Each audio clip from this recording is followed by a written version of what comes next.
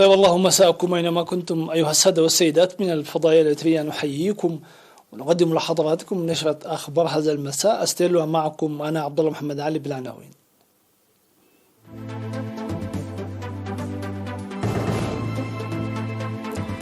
نتائج مشجعة لمسابقات أسبوع الاستغلال في إقليم عنسبة.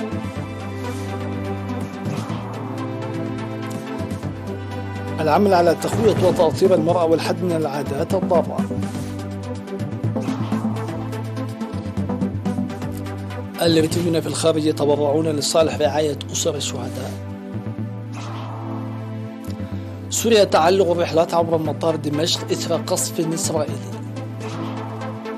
الصين تتوعد بسحق أي مخطط لاستغلال تايوان.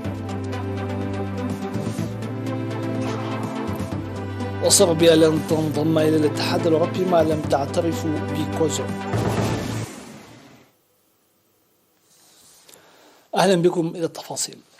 أفاد الاتحاد الوطني للشباب والطلبة في إقليم عنسبة في الاجتماع التقييم الذي عقده بأن مسابقات أسبوع الاستغلال التي انتظمت من 11 وحتى 29 من مايو حققت نتائج مشجعة.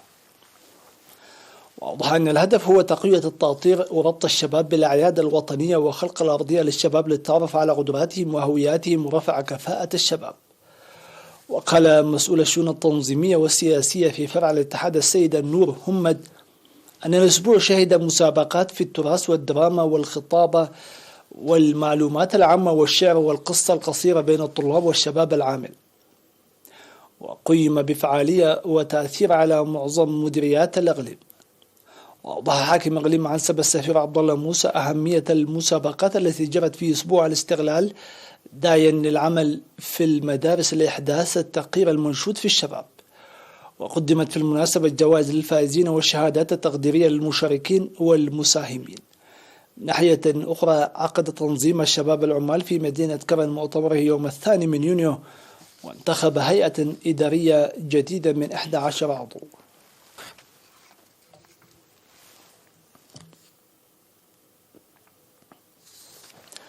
يقوم مكتب الاتحاد الوطني للمرأة الإثرية في مديرية كركبت بتنظيم أعمال فعالة تسهم في تقوية تأطير المرأة ورفع وعيها والحد من العادات الضارة.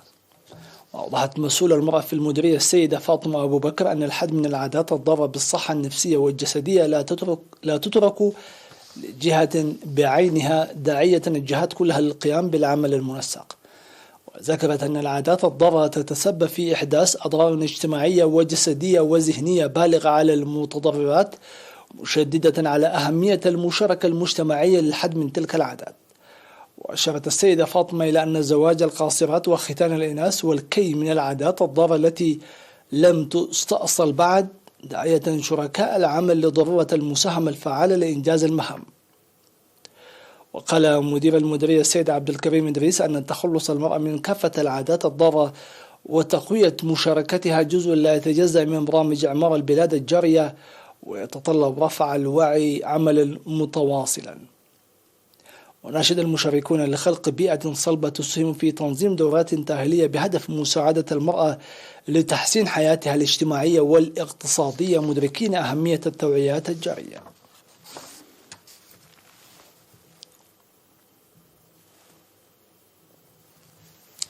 يقوم أعضاء وزارة الخارجية بنفير تنموي من 10 يونيو في منطقة ماي دمني لحماية التربة وحفظ المياه. وأوضح المشرفون على البرنامج أنه يستهدف بناء حوالي 400 متر من المدرجات الحوضية بمشاركة أكثر من 100 فرد أسبوعيا. وذكر بأن المدرجات المعدة سيتم قرص شتول الأشجار فيها مع بدء موسم الأمطار، ومن ثم رعايتها دائما لضمان نموها. وذكر المشاركون في النافير أن العمل الذي يقومون به يعتبر استثنائيا لتنظيمه في فترة يوم الشهداء، وأن العمل لاخضرار الأرض بقرص الأشجار باسم الشهداء جزء من تنفيذ أمانة الشهداء.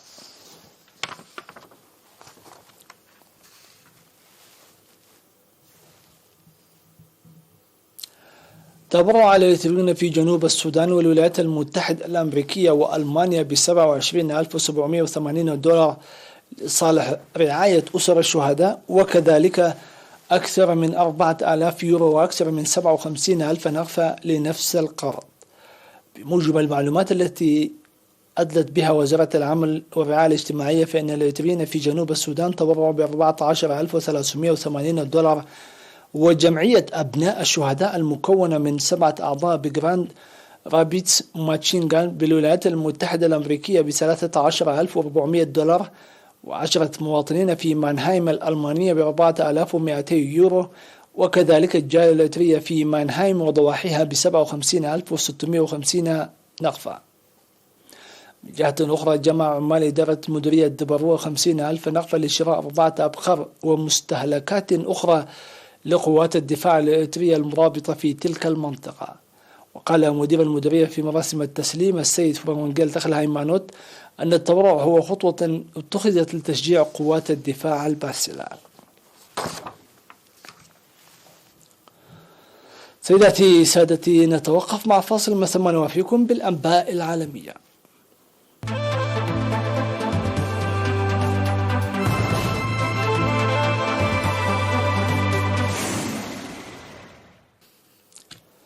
استهدف قصف إسرائيلي نقاطا في جنوب دمشق، ما أدى إلى إصابة مدني على الأقل بجروح، حسب ما أوردت وكالة الأنباء السورية الرسمية سانا. ونقلت الوكالة عن مصدر عسكري قوله أن العدوان الإسرائيلي نفذ عدوانا جويا برشقات من الصواريخ مستهدفا بعض النقاط جنوب مدينة دمشق، لافتا إلى أن العدوان أدى إلى إصابة مواطن مدني بجروح ووقوع بعض الخسائر المادية. هذا وأعلنت وزارة النقل السورية عن تعليق كافة الرحلات عبر مطار دمشق الدولي في خطوة عقبت القصف الإسرائيلي الذي ألحق، وفق ما قال مصدران في المطار، ألحق ضررا بمدرج الهبوط.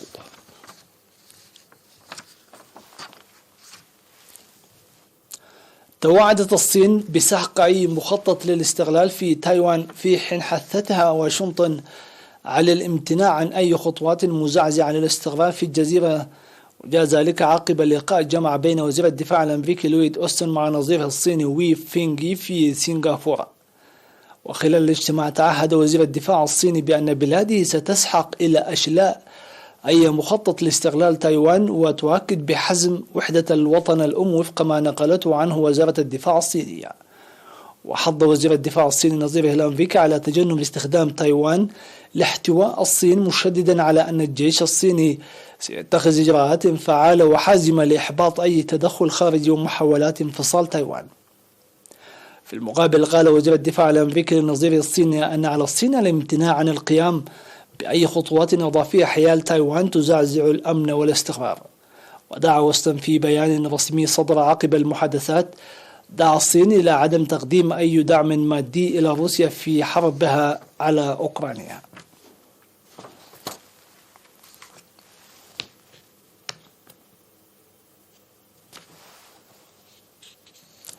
أشار المستشار الألماني أولاف شولتز خلال زيارة إلى البلقان إلى أن انضمام صربيا وجمهورية كوزوفو المعلنة ذاتيا إلى الاتحاد الأوروبي غير ممكن من دون اعتراف بلغراد وبرشتين المتبادل. ويزور المستشار الألماني قرب البلقان مبتدئا جولته بكوسوفو المعلنة دولة ذاتية. وبعد لقاء مع رئيس الوزراء البين كورتيا، لفت شولتز إلى أن حكومة كوسوفو من خلال فرض عقوبات على الاتحاد الروسي أظهرت أنها تقف إلى جانب المجتمع الدولي، وعرج على موضوع العلاقات بين بلغراد وبرشتينا. ومن المنتظر أن يلتقي شولتز بالرئيس الصربي ألكسندر فوتيتش.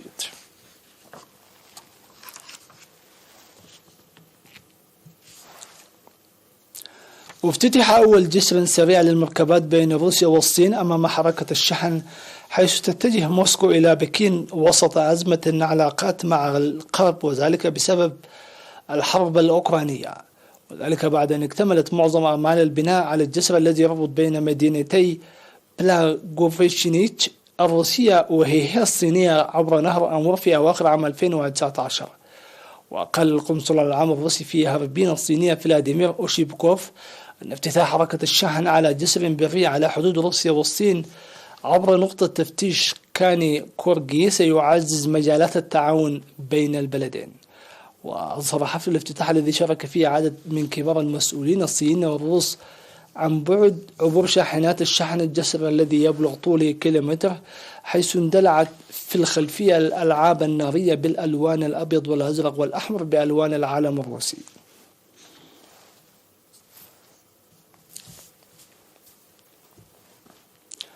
السادة والسيدات، في الختام لا يسعنا إلا تذكير بأبرز العناوين.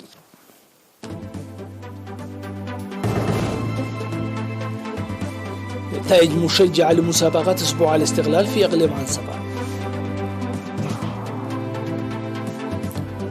العمل لتقوية التأطير ووعي المرأة والحد من العادات الضارة. الإريتريين في الخارج يتبرعون لصالح رعاية أسر الشهداء.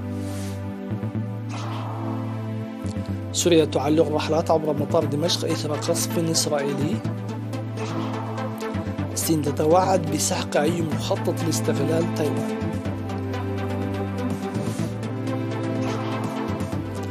صربيا لن تنضم إلى الاتحاد الأوروبي ما لم تعترف بكوسوفو. ودمتم في أمان الله وحفظه.